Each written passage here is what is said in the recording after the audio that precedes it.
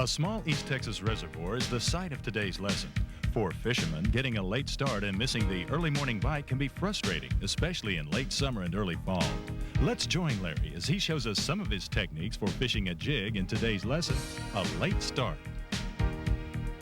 Larry, hit it again. There you go.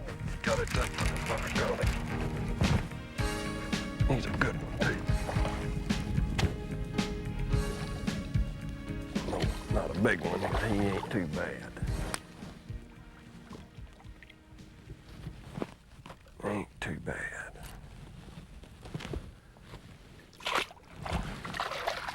That fish was on that lonesome stump over there.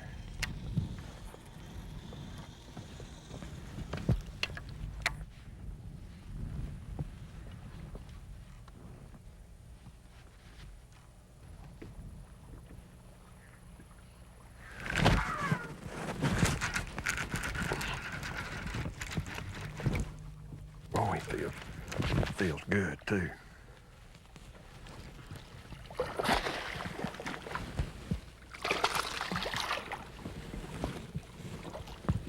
That's a good fish right there now.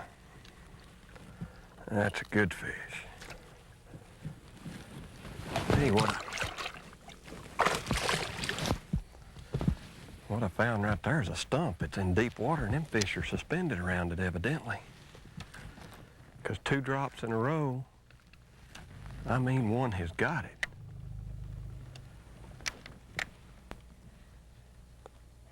Another one. Oh, I missed him.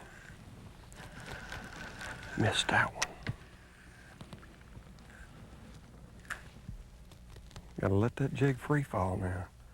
That's a deep stump.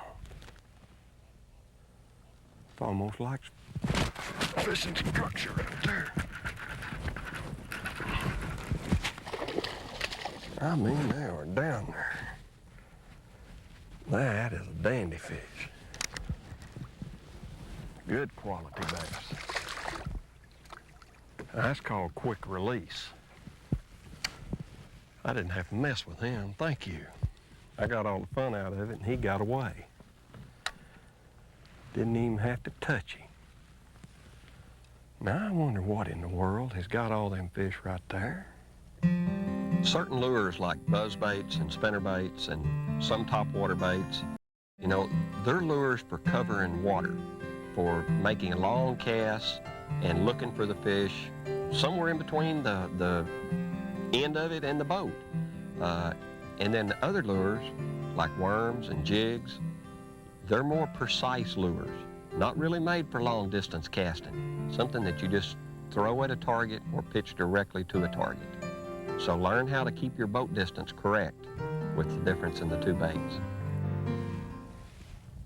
When you find a spot like this on in deep water with a jig, or even a worm for that matter,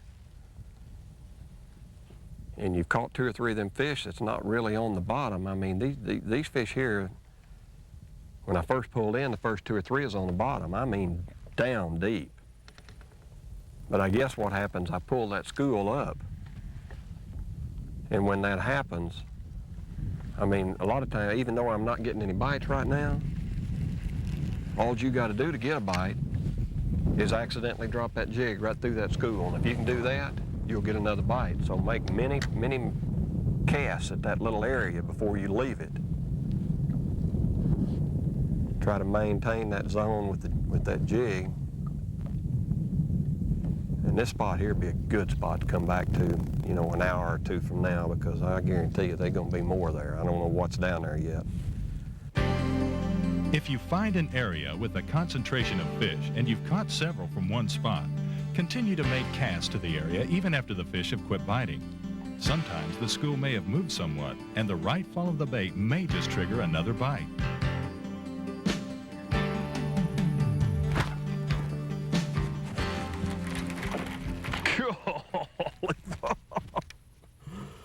I wonder if that's the same.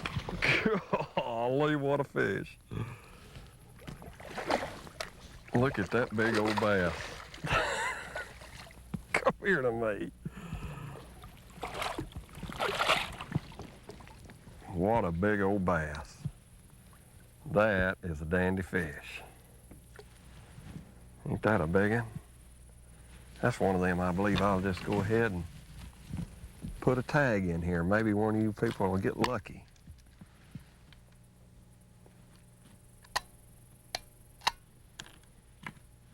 Let me see here. 0803. Isn't that a good one? I ain't like that jig.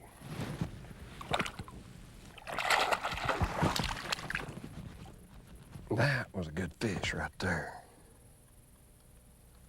Pretty tight on that cover too. So easy to record these things. 0803 on a Strike King Denny Broward jig, 1/2 ounce and about 6 or 7 foot of water. October the 8th, probably about a 6-pound bass. Kind of skinny though. I go home, fill out my little play card later and send that in. And whoever catches that big old fish will know that I caught it before they did. Well, I don't know how in the world things got so messed up this morning. I really don't. You know, anytime you get out late and that sun's beaming down and you know you done missed out on that easy action, there's only 1 or 2 things you can do, and that's find fish on structure or heavy cover.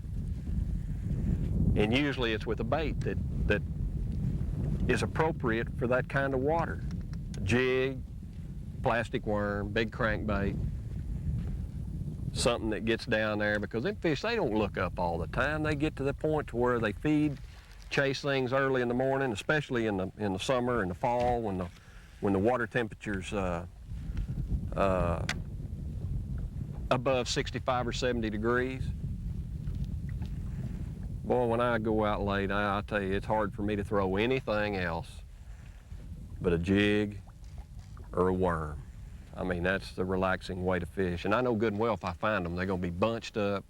Either that or they're going to be tight to cover like wood. Pitching and flipping, and either that or fishing structure. And I love fishing structure with a jig. When fishing new water on a late start, first fish the obvious cover. Pitch a jig or worm in any visible cover, trees, brush, or whatever the lake has to offer.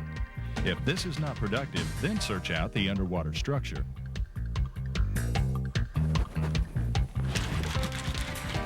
And a big one too. Look at the size of this hog. Golly. Come here, you big sucker, you. That is a good fish right there. Don't you get off on me. I got you. Wow. Look at that nice fish. You couldn't stand that Denny Broward jig, could you? Didn't like that. That's a pretty bass. That's the kind you like to catch right there. That's another one of them I'm gonna put a tag in. This little Strike King Fin Pal system, I tell you what, it's a little toy for everybody. Very easy to tag.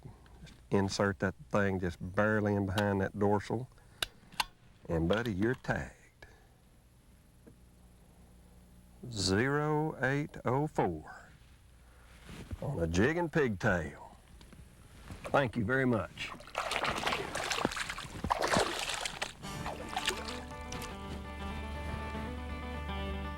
Yeah, a 1/2 ounce jig and pigtail with big line. Now I'm gonna tell you, when you're fishing a big jig like that, there's absolutely no sense in using light line. I mean, that's 25-pound test XT, and I don't have to worry about retying all the time, and I can throw it anywhere I want to, and unless a big fish gets me wrapped up, I don't have to worry about nothing breaking it. But this little Fin Pals deal, I'll tell you what, that's just neat as a pin. And I put my tag numbers on a recorder, and that way when I get in from fishing, rather than have to stop and waste a bunch of time, I just turn the recorder on at night and then fill out my little card. I know that going in a store and figuring out which kind of rod you want to buy can be a real problem. I look at them just like you do, and I shake my head because there's just thousands of them. This new line of rods that Abu Garcia has built exclusively for me, every one of them I tuned for specific situations. Every one of them is labeled on the rod what they're to be used for. The only thing that you need to determine is whether you want a long one for long distance casting or whether you want a short one for short casting. And each one of them are designed for that situation. From Carolina rigging to jerk baits to crankbaits, all of them are labeled right on the rod, and all you got to do is pick it up and look at it. If you shake it and it's real limber, then you know that that's a topwater or a crankbait rod, and then you select the length. Al's fish tagging system that Strike King came out with this year has got to be one of the greatest gifts that you could get for your kids. If they fish in ponds and creeks and small streams, they can tag their fish and release them, and hey, when they catch them again, they'll know that that's my bass. And not only that, they can send the information in to Strike King and it will be recorded there, and when somebody else catches your fish, they'll send you the information back that lets you know where that fish moved to, what they caught it on, how much it had grown, all them little things that you would like to know. And one thing that I really like to do is that makes it simple for me is I carry a tape recorder in my boat, and when I catch a bass, all I have to do is pop that button in right there and say, hey, I caught this fish in 4 foot of water on a Premier Pro model spinnerbait. He weighed 4 pounds, and I caught him on such and such a day, and then I can finish it up when I get home that night. And that makes it easy, fast, and fun.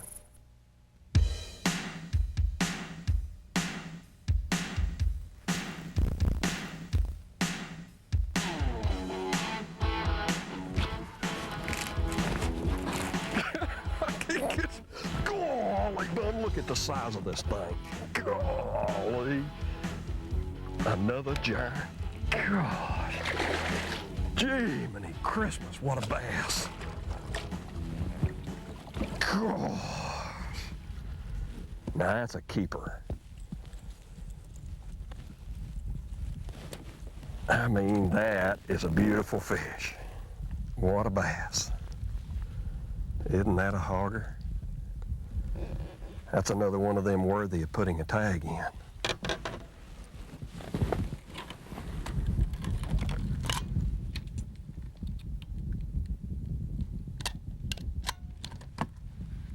Man, that's a good one. Thank you. Thank you very much.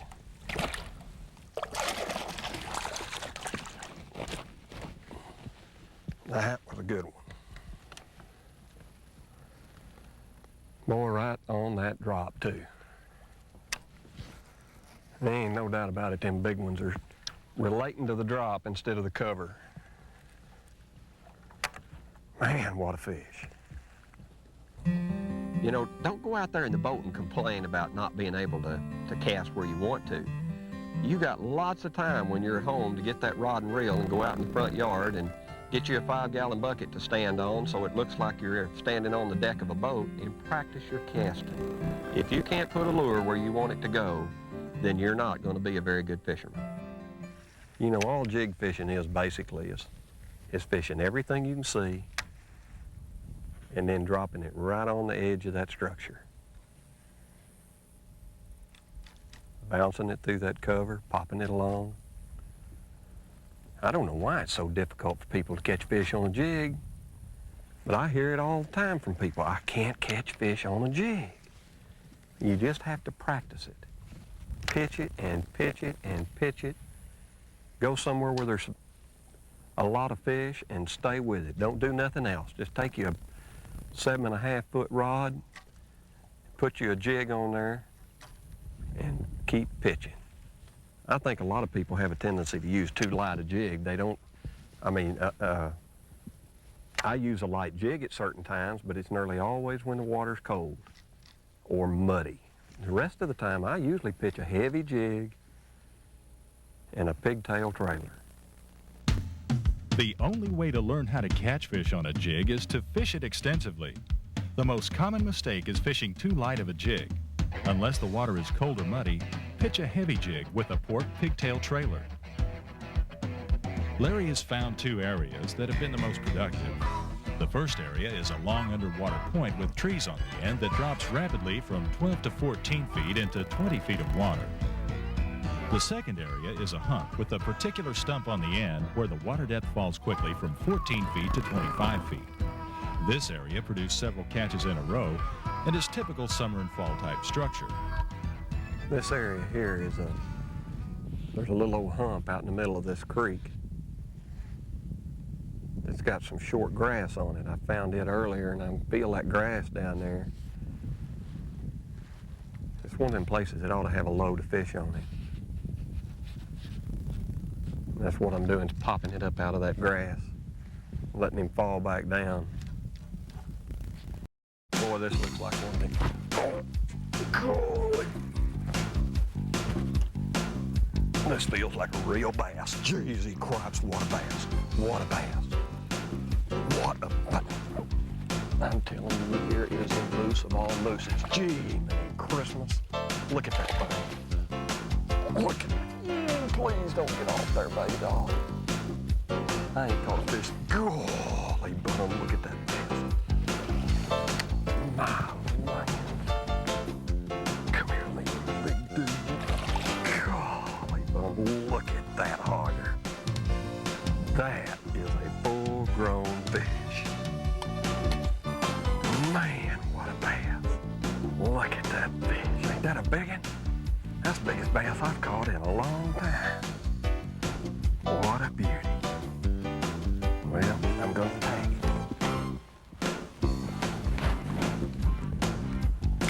Just in case somebody gets lucky, just ease that thing right in behind that fin. I mean, it's just fatty tissue. 0806. What a bass. That is a beautiful fish. Well, I hope you've enjoyed this lesson on jig fishing. Come back and see me again next week, and I'll teach you how to be a better bass fisherman.